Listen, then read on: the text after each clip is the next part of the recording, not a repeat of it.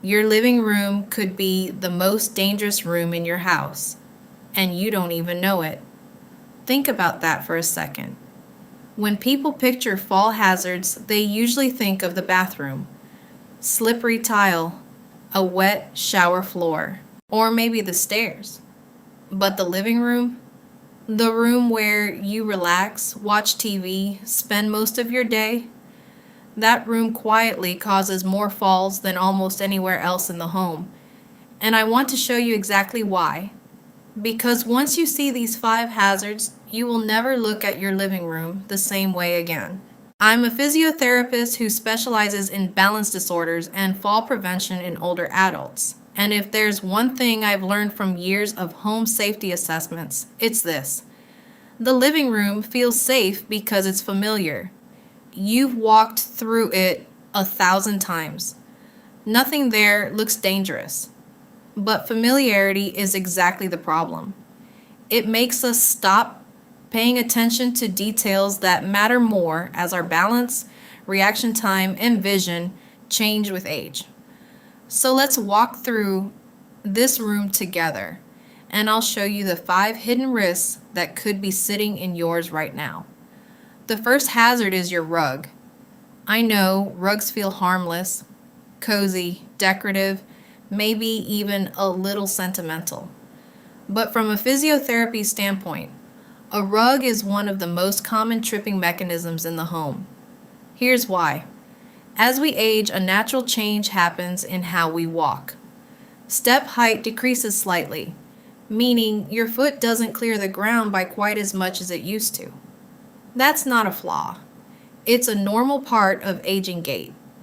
But it means even a rug edge just a few millimeters thick can catch your toe enough to throw off your balance. And if that rug isn't secured, it can shift under your foot entirely, turning a small stumble into a full loss of balance. The fix here doesn't have to mean giving up your rugs. Use double-sided rug tape or a non-slip rug pad underneath every rug in the room, and make sure edges lie completely flat. No curling corners. If a rug has started to curl or bunch at the edges, it's time to either replace it or remove it altogether. The second hazard is clutter, but not the kind you're picturing. I'm not talking about a messy room. I'm talking about the everyday objects we place on the floor without thinking twice. A phone charger cord running across a walking path, a stack of magazines beside a chair, a pet's food bowl near a walkway. These objects sit right at foot level, which happens to be exactly where peripheral vision becomes less reliable as we age. Your central vision may still be sharp, but the ability to notice low, easily missed objects off to the side naturally declines over time. That means something as small as a cord can go completely unnoticed until your foot is already caught in it. The solution is simple. Do a floor-level walkthrough of your main walking paths. Literally look at the floor from where your feet actually travel, not from standing height, and clear anything sitting directly in that path. The third hazard is your furniture arrangement. Specifically, how far apart your furniture is placed. Many people assume a more open, spacious living room is safer. But if your favorite chair is more than a few steps away from the nearest stable surface, a wall, a heavy piece of furniture, a countertop, that gap becomes a real problem. Here's why. Balance recovery, the ability to catch yourself when you start to tip, relies on having something nearby to reach for. Without that nearby support, a small stumble that could have been a quick, minor correction turns into a fall with nothing to break it. This is especially important for anyone who already feels a little less steady getting up from a seated position. The fix isn't to cram your room with furniture. It's to create a path of support, meaning key walking routes should have something sturdy within arm's reach every few steps. A side table, A solid armchair, even a strategically placed piece of furniture can make all the difference. The fourth hazard is lighting, particularly the shadows and glare most people never think about. As we age, our eyes need significantly more light to see clearly.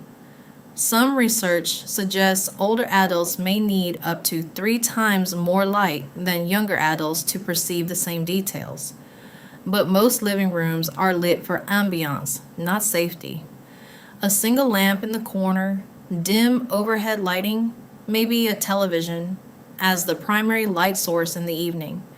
This creates uneven lighting with deep shadows, and shadows can visually hide exactly the hazards we just talked about. Rug edges, cords, low furniture. The fix is affordable and easy. Add a nightlight or motion sensor light near your main walking path, especially for nighttime bathroom trips through the living room, and make sure your main light source doesn't leave key walking areas in shadow. The fifth hazard is one almost nobody thinks about. Your chair itself, specifically chairs that are too low or too soft. A deep, plush armchair might be the most comfortable seat in the house, but sinking down low means your hips end up well below your knees, which dramatically increases the muscular effort required to stand back up. This matters because the sit to stand movement is one of the most common moments a fall occurs, especially if someone tries to push up quickly using momentum rather than controlled leg strength. The solution isn't to get rid of your favorite chair, it's to raise it. Chair height risers, a firm supportive cushion, or simply choosing a slightly firmer seat for everyday use can make standing up dramatically safer and easier. So let's bring this together. 5 hidden hazards hiding in plain sight: unsecured rugs, low-lying clutter, furniture spaced too far apart, uneven or dim lighting, and chairs that sit too low. None of these require an expensive renovation to fix. Most can be solved with a roll of tape, a lamp, or rearranging a piece of furniture you already own. Here's what I want you to do. Walk into your living room today and look at it with new eyes. Check your rugs. Scan the floor along your usual walking path. Look for a stable surface within reach of your favorite chair. Notice where the shadows fall in the evening.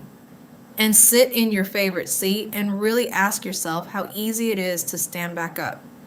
If you notice you're struggling with balance regularly, or you've had more than one near fall recently, please don't wait it out.